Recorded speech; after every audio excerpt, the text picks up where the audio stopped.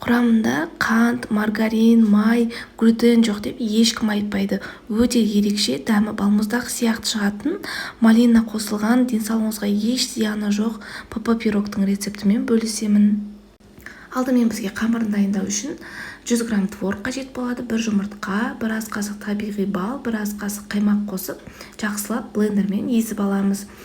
Езіп алған массаға 5 немесе 6 қасық глютенсіз күріш ұнын қосып және разрыхлитель қосып, песочный қамыр илейміз.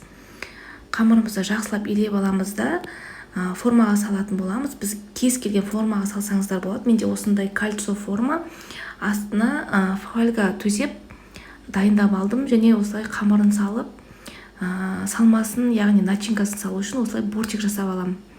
Бортигіміз осылай дайын болады. Ал енді бізге салмасын дайындау үшін 400 грамм қаймақ, 1 ас қасық бал, 2 ас қасық кукурузный крахмал салып, жақсылап араластырып аламыз да.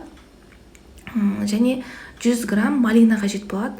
Малинаны блендермен езіп алып, жаңағы дайын болған салмаға салып, 1 жұмыртқа салып, жақсылап біркелкі масса болғанша араластырып аламыз да, жаңағы дайын болған бортикке салып аламыз. Осылай формаға салып аламыз да, 180 градуста 45 минут пісіріп аламыз. Көтеріліп, күшті болып шығады, жақсылап суытып алып, дастарханға ұсынатын боламыз. Қонаққа ұсынсаңыздар, құрамында қант жоқ екен байқамай да қалады. Тәтті жеп, менімен бірге арықтаңыздар. Менің каналыма тіркеліп, лайк басып, комментарий жазуды ұмытпаңыздар. Сіздермен болған мен Рая. Сау болыңыздар.